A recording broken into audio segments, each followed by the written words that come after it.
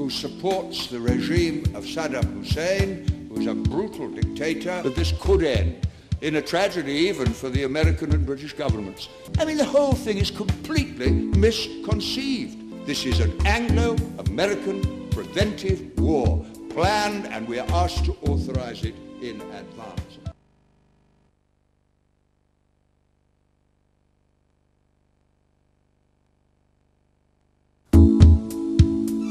Mr. Tony Benn. Mr. Deputy Speaker, if this debate is to make sense, we should understand the area of total agreement and where differences of opinion exist. There is nobody in the House who supports the regime of Saddam Hussein, who is a brutal dictator. I'll come to his support he had from the West, but he is, and nobody in any part of the House defends him. There is nobody in the House who can defend for one moment the denial by the Iraqi government of the implementation of the Security Council resolution, which said there should be inspections. I think the third issue on which there's major agreement but little understanding yet, and that is the sudden realization of the horror of modern chemical and biological weapons that do not depend on enormous hardware previously only available to a superpower, but which almost anybody, maybe even a terrorist group, could discover. Where there is a disagreement, it's not about those things, but how you deal with it. Because the former Prime Minister, whose contribution in this debate is listened to with great attention, was talking about a preventive war. I think, I'll read the Hansard carefully, but he talked about a preventive war. Now, there is no provision in the United Nations Charter for a preventive war. Indeed, if we're realistic, and we mustn't fool ourselves, that huge American fleet, what is it, 30 ships and 1,000 aircraft, is not in the Gulf waiting to be withdrawn when Saddam gives a friendly noise to Kofi Annan. That is a fleet sent there to be used. And the House would be deceiving itself if it thought that what's called diplomatic initiatives would actually avert its use. Now tonight, and I say this with regret, I shall vote against the government motion, because the first victims of the bombing that I believe will be launched within a fortnight will be of innocent people, many if not most of whom would like to see Saddam removed. The former Prime Minister from Huntingdon talked about collateral damage. The military men are very clever. You don't talk about hydrogen bombs, but deterrence. You don't talk about people. You talk about collateral damage. You don't talk about power stations and sewage plants. You talk about assets. But the reality is that innocent people will be killed if the House votes tonight, as it manifestly will, to give the government the authority for military action. I also believe it would be in breach of the United Nations Charter. I don't want to argue on legal terms, but if the honourable gentleman who's just spoken has read Articles 41 and 42, he will know it says that military action can only be taken by the Security Council under the Military Staffs Committee, and that has not been done and cannot be done because the 5 permanent members have to agree, and they didn't agree. Even the Korean War, the United States, because Russia was absent, had to go to the General Assembly to get authority, and that was held to be a breach, but at least they got an overwhelming majority there. Now I come to the question of has there been any negotiation or diplomatic effort? Why hasn't the Foreign Secretary been in Baghdad, like the French Foreign Minister, the Turkish Foreign Minister, the Russian Foreign? Because the time they said they wanted for negotiation has actually been used to prepare public opinion for war and give them time to build up their military position in the Gulf. And I believe Saddam will be strengthened again. They may kill Saddam, that's not impossible, because I read today that the security forces, who in other countries are described as terrorists, have been trying to kill Saddam, and it would not surprise me at all if they didn't succeed this time. But my fear is that this second action, which does not enjoy the support from elsewhere. There's no support from the neighbours of Iraq for this. If what he says about the neighbours is right, why is Iran against? Why is Jordan against? Why is Saudi Arabia against? Why is Turkey against? Where's this great support? There's no support inside from the opposition groups. The Kurds, the Shiites, the communists, none of them, they hate Saddam, but they do not wish to see the bombing. So the reality, and then the Pope is against it, 10 bishops, 2 cardinals, Boutros Ghali, Perez de Cuellar against it. The right honourable gentleman keeps cloaking himself with the garment of the world community, but I must tell him, he hasn't got it. This is an Anglo-American preventive war, planned, and we are asked to authorise it in advance. Now, I say one word, if I may, because the House is very clear about its own view of history, but it doesn't say much about the history of the areas we deal with. Of course, the borders of Kuwait and Iraq were drawn by the British after the end of the Ottoman Empire. We drew those borders, which became sacrosanct. We used chemical weapons against the Iraqis in the 1930s. Air Chief Marshal Harris, who later flattened Dresden, was instructed to drop chemical weapons. And from the beginning of Saddam coming to power, he was a hero of the West. The United States used him against Iran because they hated the Khomeini. That was then the figure who had to be removed. They armed him, used him, sent him anthrax, and indeed the previous government, I'm not anxious to make a political point because I don't see much difference between the two sides on this matter, but the previous government, as the Scott report revealed, allowed him to be armed. I had 3 hours with the man in 1990 and got the hostages out, which perhaps made it worth going. But he felt betrayed by the United States because the American ambassador in Baghdad had said to him, if you go into Kuwait, we'll treat it as an Arab matter.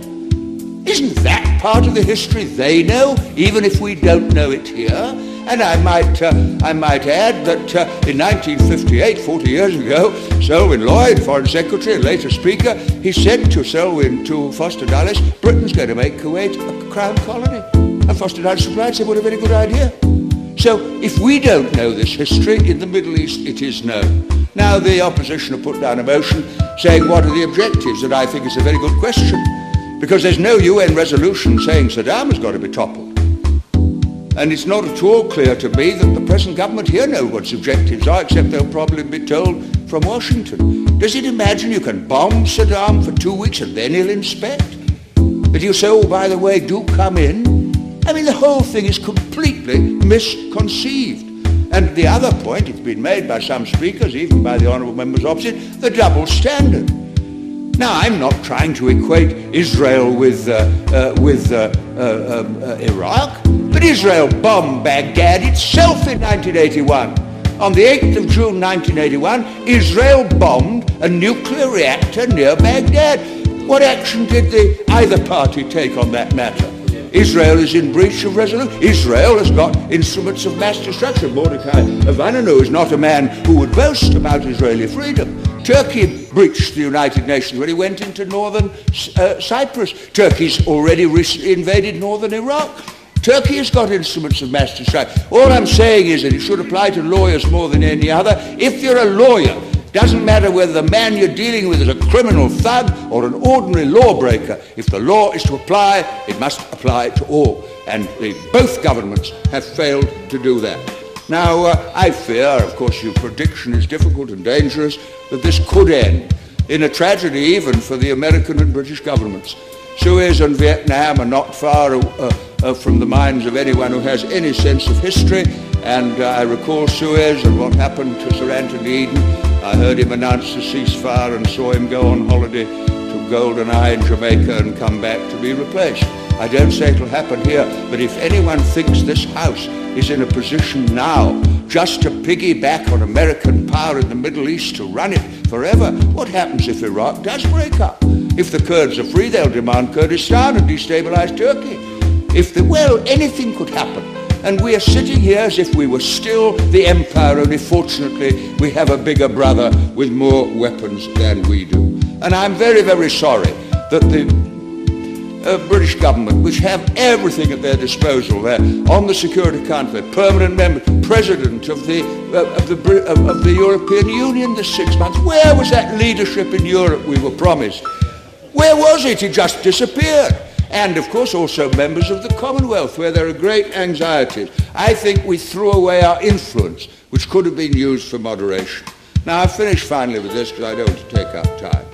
The amendment which I've put down with others on the order paper, argues that the United Nations Security Council should decide the nature of what Kofi Annan brings back from Baghdad, should decide whether force is to be used. And of course, inspection and sanctions go side by side, because as I said, the sanctions are brutal for innocent people. And this is the real question, when is the world going to come to terms with the fact that chemical weapons are available to anybody? And if there is an answer to that, it must involve the most meticulous observation of international law, which I feel we are now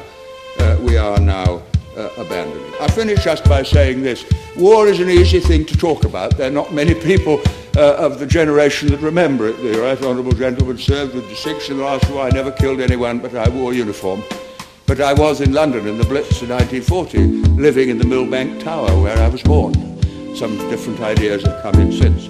And every night I went down to the shelter in Thames House. Every morning I saw Dockland burning. 500 people were killed in Westminster one night by a landmine. It was terrifying. Aren't Arabs terrified? Aren't Iraqis terrified? Don't Arab and Iraqi women weep when their children die? Doesn't bombing strengthen their determination? What fools we are to live in a generation for which war is a computer game for our children and just an interesting little Channel 4 news item. Every member of Parliament tonight who votes for the government motion will be consciously and deliberately accepting the responsibility for the deaths of innocent people if the war begins, as I fear it will. Now that's for their decision to take.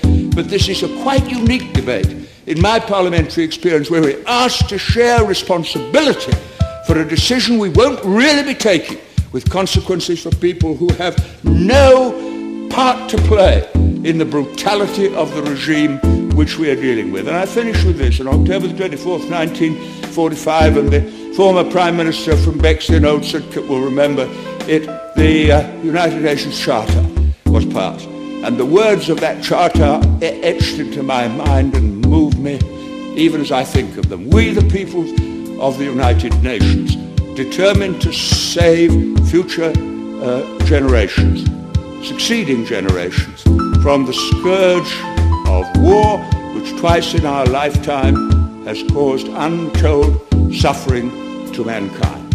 That was the pledge of that generation to this generation, and it would be the greatest betrayal of all if we voted to abandon the Charter and take unilateral action and pretend we were doing it in the name of the international community.